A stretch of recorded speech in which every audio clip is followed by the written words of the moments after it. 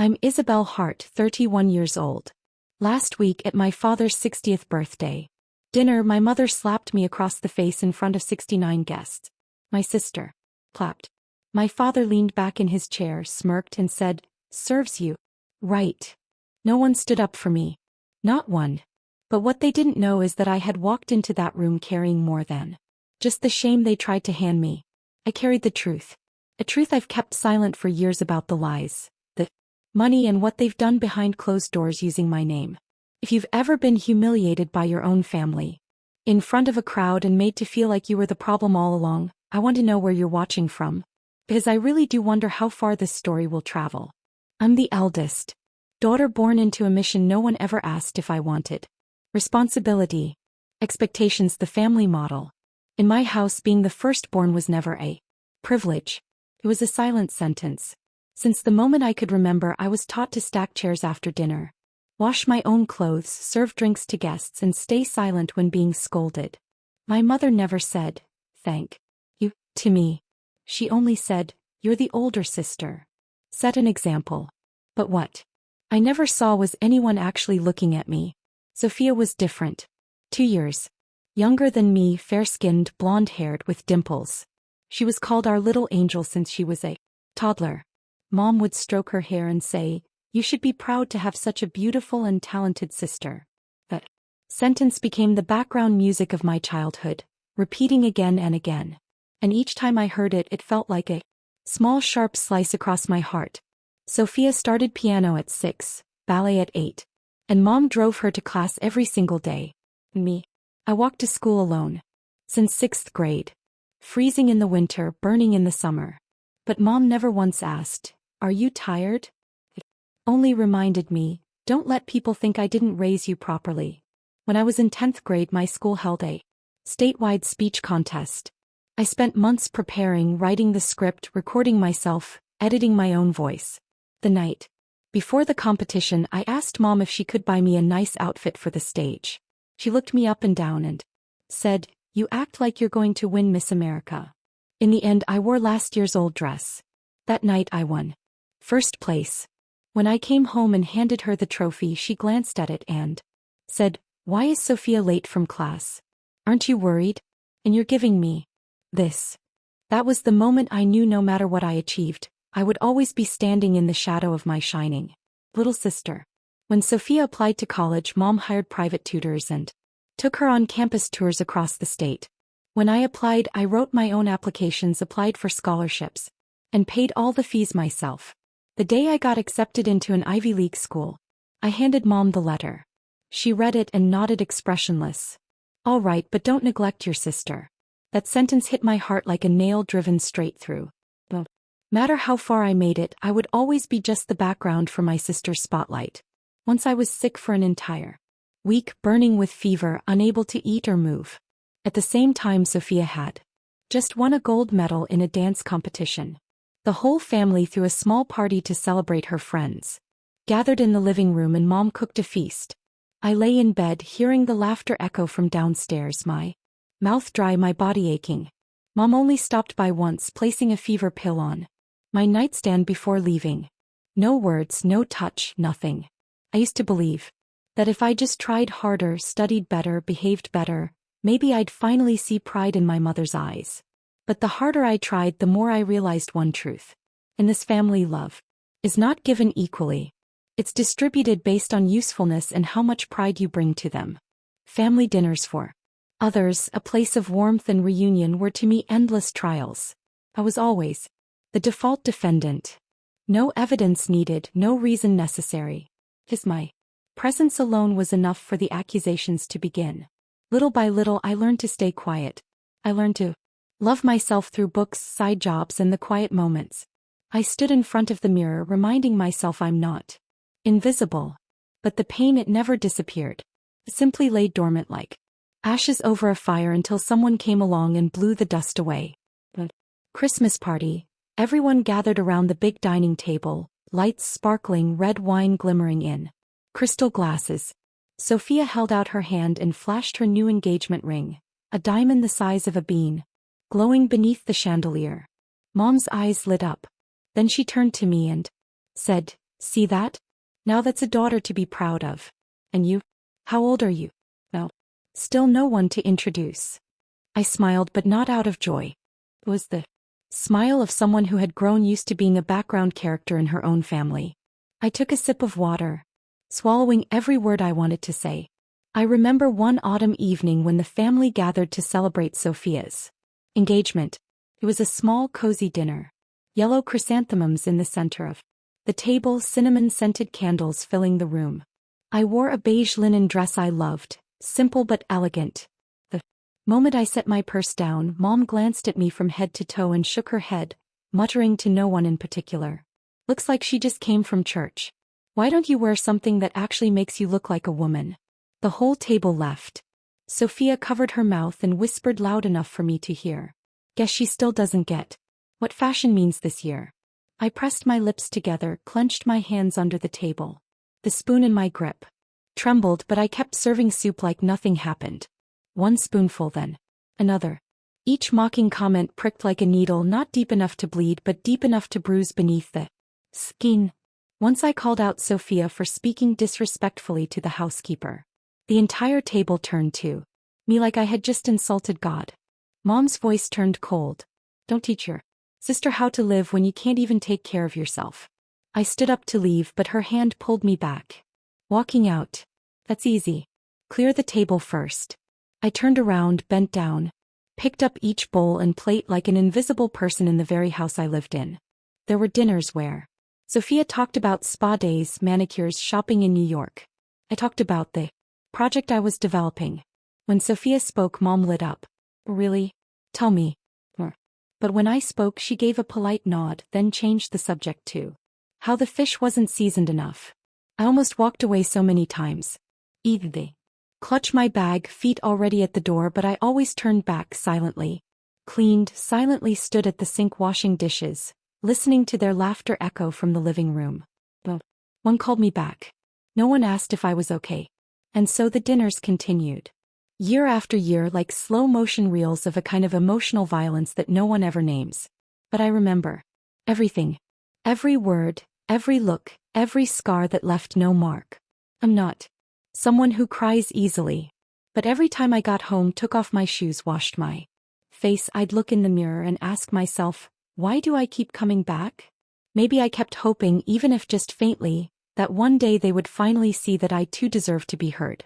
But they never listened. They only knew how to look. And what they saw was never the real me. Dad's 60th birthday was held at the grandest hotel in the city.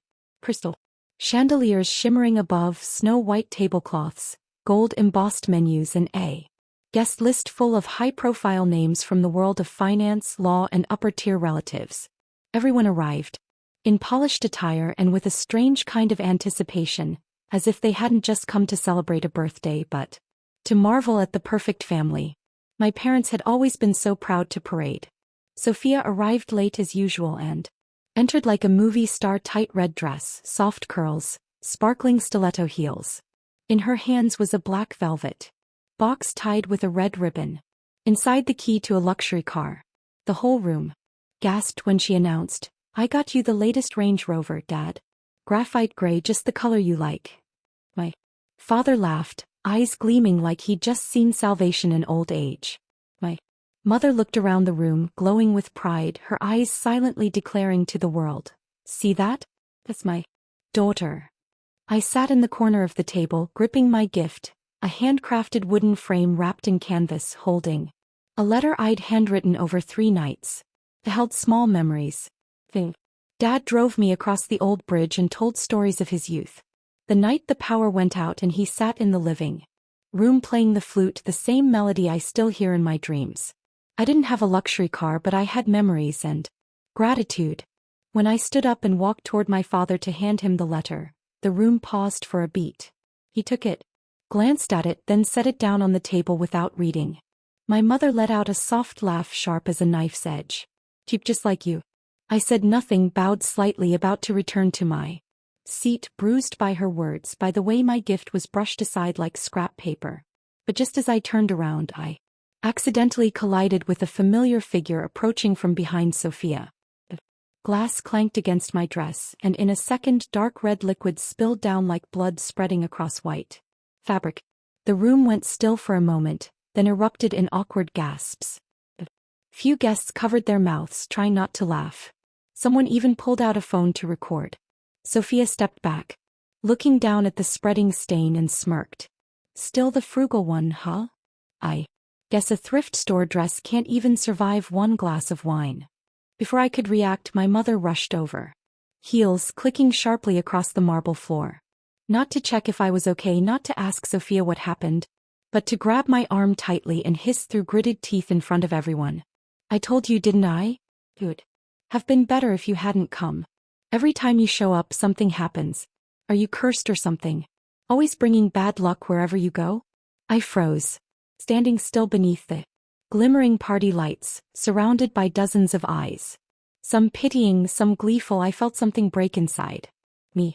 But this time it didn't fall back into my chest like before. This time it rose, burning straight up into my throat. I raised my head, looked my mother straight in the eyes. My voice wasn't calm the way it used to be. It was the kind of stillness that only comes after too many years of being pushed down. You think I'm a curse, a burden? Fine, then let me remind you.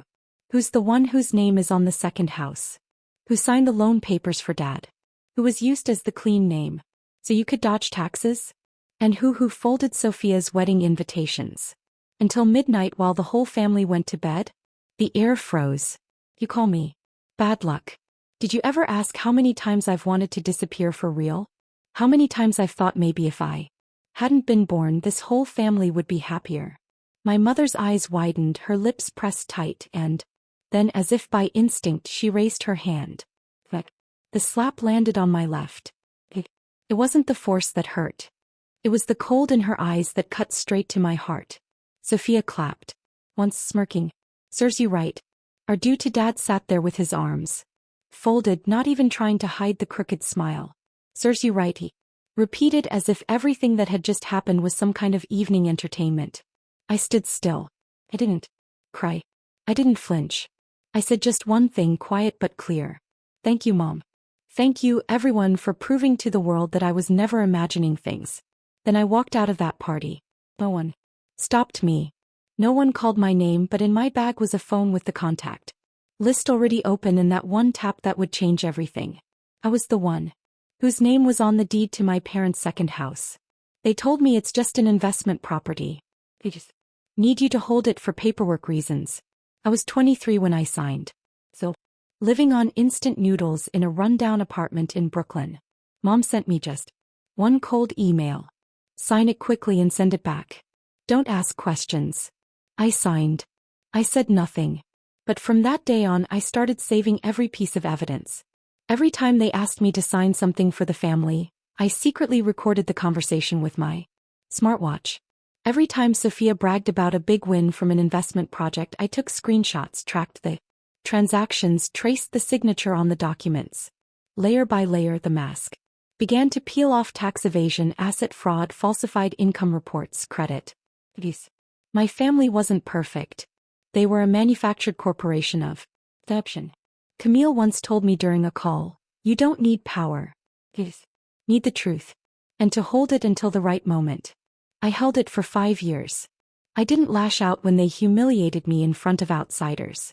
I didn't run away when they blamed me for bringing shame to the family name. I simply watched, documented every paper, every number, every voice. My father, the one who always smiled with dignified grace, had been using a business loan under my name to juggle his personal debts. One wrong number on a tax return, one forged character in a bank file, and I had them all saved in a secure hard drive along with 2 backups, one with Camille and one hidden in a private bank vault I opened in Vermont. My mother, the one who told me, "Don't be selfish. Live for the family," had been using me as a human buffer, signing every risky document she was too scared to put her name on.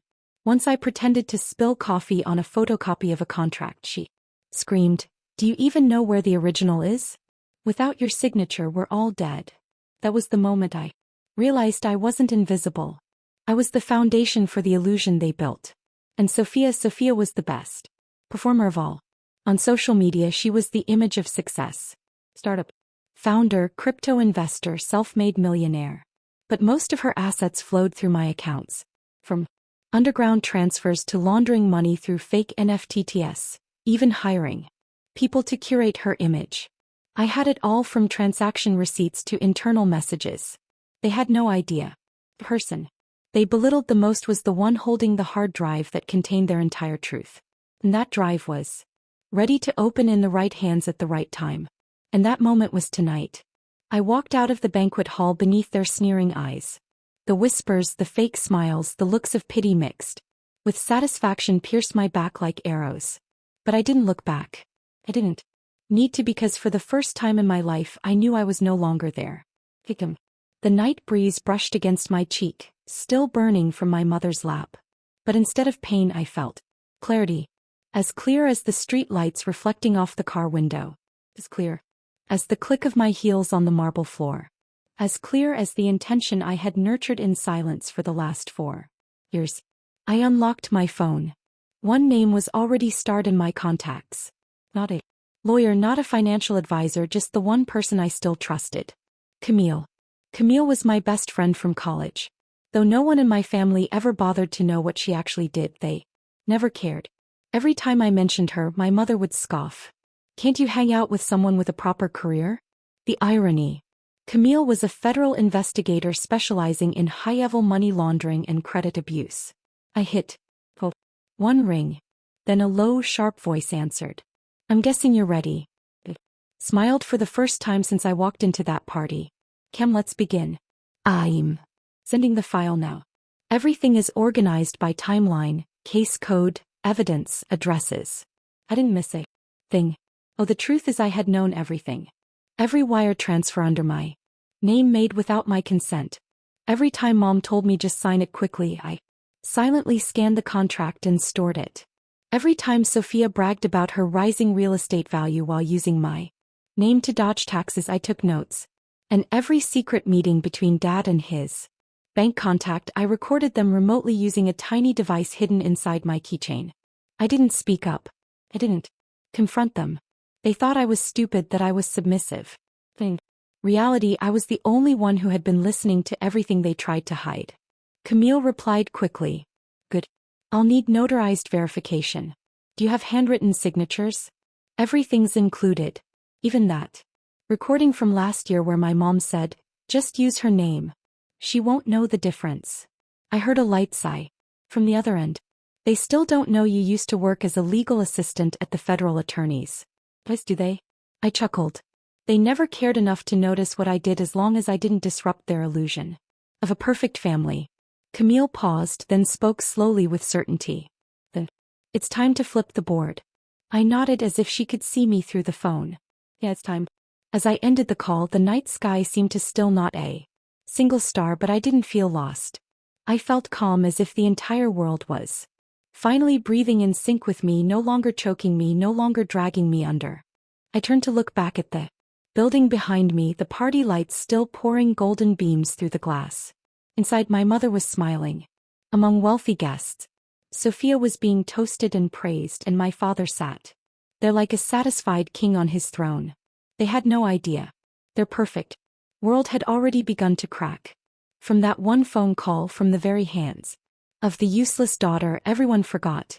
And this time I wouldn't be coming back to clean up the mess. 3 days after my father's birthday party, a sleek black SUV belonging to the Federal Investigation Unit pulled up in front of the grand house they once proudly flaunted to the press. At exactly 6:45 p.m., just as my mother was finishing her morning pot of coffee, 2 agents in FBI jackets stepped out and knocked on the door. I'm Agent Noland. We have a federal warrant to search this residence and seize all assets linked to transnational money laundering. My mother went pale. She barely managed. There must be some mistake. It's probably Sophia. Before the female agent beside him opened a thick file. Inside, investment accounts registered under my name but accessed through Sophia's IP address, illegally transferred assets. And most damning of all, a voice recording from a smartwatch I was wearing the day my mother forced me to sign a fake contract. Sophia, meanwhile, was at a studio filming a promotional Video about her self-made millionaire lifestyle when she was ordered to shut down all accounts and surrender her personal laptop, phone, and all cryptocurrency wallets. He tried to call our mother, but all communications had already been cut off. An hour later, my mother received an emergency federal court summon. She was charged with laundering digital currency through a shell network of dummy corporations, most of which were registered under my name. She sat silently in the back of the police vehicle for the first time, no longer the elegant hostess of weekend tea parties. As for my father, once the esteemed director of a major bank branch, he was now under investigation for a string of falsified loan documents. He had used my name as collateral for illegal loans, forged my signature, and funneled dirty money through layers of disguised accounts. When officers arrived at his former office, his colleagues didn't speak. They just watched. Not a look of surprise among them. Only the silence of people who had always known but never dared to say a word. The news spread like wildfire. The city's front page blared the headline: Model family exposed in multi-million-dollar laundering and fraud scheme. Eldest daughter linked to dozens of illegal assets. Sophia's social media accounts lost hundreds of thousands of followers. Overnight, brands that once partnered with her erased every trace of her on TikTok. Exposed clips labeled "Rich Kid." Exposed began flooding the feed. People dissected her old videos, her motivational quotes, her diamond ring flexes, then lined them up against the investigation reports.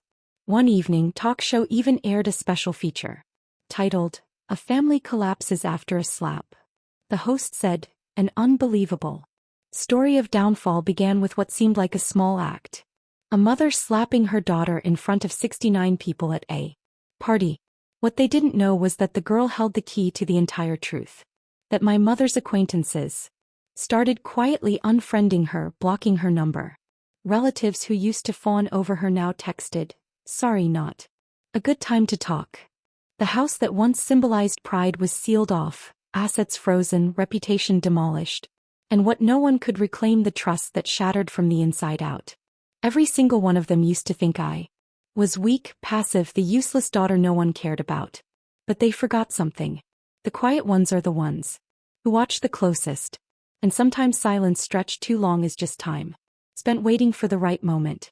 The moment their entire world fell apart. Because they slapped the wrong person. 1 week after everything exploded like a time-triggered detonation, Sophia came to see me. No cameras, no flawless makeup, no confident eyes that once convinced the world she was born to lead. Just a trembling girl at my door. Eyes swollen red, heels worn down. Didn't greet her. I simply pushed the door open. Sophia stepped in like she had crossed into an unfamiliar world, one where the noise of the past had been peeled away from the skin. The apartment I rented sat tucked away in a quiet neighborhood known by no one, untouched by any trace of my family. On the wooden table were 2 cups of tea already steeped, as if I knew she would come. And truth is, I always did. She sat down, hands shaking as she held the teacup, silent for a long time. She looked up, her voice rough and broken. "I used to think you were just a shadow. Someone without a voice. Someone I didn't even have to look at to know you'd always be behind me. But maybe I was wrong. Maybe you're the reason this family didn't collapse a long time ago." I looked at her carefully, not to judge, not to reopen old wounds, but for the first time to see her not as someone standing on a stage built by our mother. For the first time she sat at the same level as me, a person unguarded. "I'm sorry," Sophia said, her voice cracking like shattered glass. "I didn't know what I'd done until everything was taken away. I didn't offer forgiveness. Forgiveness was never what I sought. And I didn't need her to beg. Simply pushed the tea cakes toward her, poured more hot water, and let the silence speak for us both. A silence that wasn't bitter or cold but whole. Like a quiet declaration I survived. And I no longer let the past define me. We sat like that. Neither of us said anything more. Maybe because there was no need. Maybe because eventually even the deepest wounds lose their urgency so long as they no longer bleed. That evening after Sophia left, my phone buzzed. A message from my mother. "Can you come back? Your father is sick. I don't know what to do." No apology. No admission of guilt. Just the same strategy she'd always used. invoking a reason to pull me back into the role I once knew too well, the role of the obedient daughter. But I wasn't there anymore. I stared at the message for a long time. No oger, no herchi, mu. Expectation. Then I tapped delete. I stood up and drew the curtains. Outside, a light rain was falling. The drops tapped against the window pane like a heartbeat. Slow, steady. I took a long breath, letting the cool air fill every corner of my lungs. I didn't respond.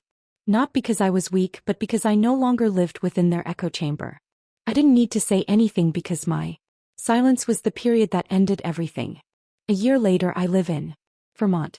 The house rests quietly among gentle hills where morning mist clings to the base of the mountains and sunlight brushes lightly through the crimson maple leaves. It's the very same house my parents once told me to put under my name for investment convenience. Now it's mine legally, permanently. No one can take it back. No more commands. No more.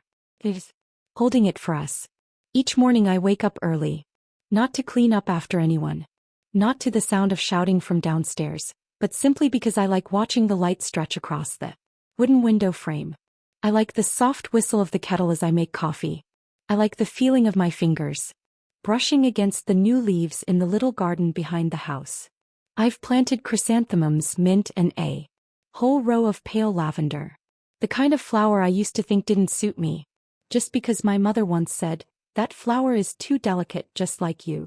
I sit at my wooden desk and write the first lines of my book, Healing from a Toxic Family, a story from someone who no longer needs to be forgiven. I don't write to seek pity. Don't write to accuse. I write to remind myself that my silence that day wasn't surrender. It was the beginning. The beginning of a life without them. Without dependence. Without wounds that get to define me. There are pains that don't disappear. They don't dissolve like steam or get erased by time. But I've learned to live without letting them steer me. I've learned to breathe, to walk, to love myself, cracks and all. They're still out there somewhere. Maybe drowning in the consequences of their own choices. Maybe spinning stories. Assigning blame, trying to scrub the truth clean. But I don't care anymore. I no longer live in their reach. I live here where bird song replaces the sound of criticism. Where peace takes the place of verbal war, where no one tells me what you should do to make mom happy. And instead there's only me asking myself, what will I do today to feel at peace? And if you've ever been called useless, ever been humiliated in front of the whole family, ever been compared, ever had to swallow your tears at the dinner table, I want you to know you're not alone. If you've ever been shamed by your own relatives in front of everyone, would you stay silent like I did, or what would you say? If you see yourself in this story, drop a 1 in the comments below. You don't even have to say anything. I'll understand, because sometimes the ones who stayed silent are the strongest of all. Like, share, and subscribe if you believe that silence can also be a way to reclaim justice. And if you're healing, I hope you know you deserve a life that doesn't need anyone's approval.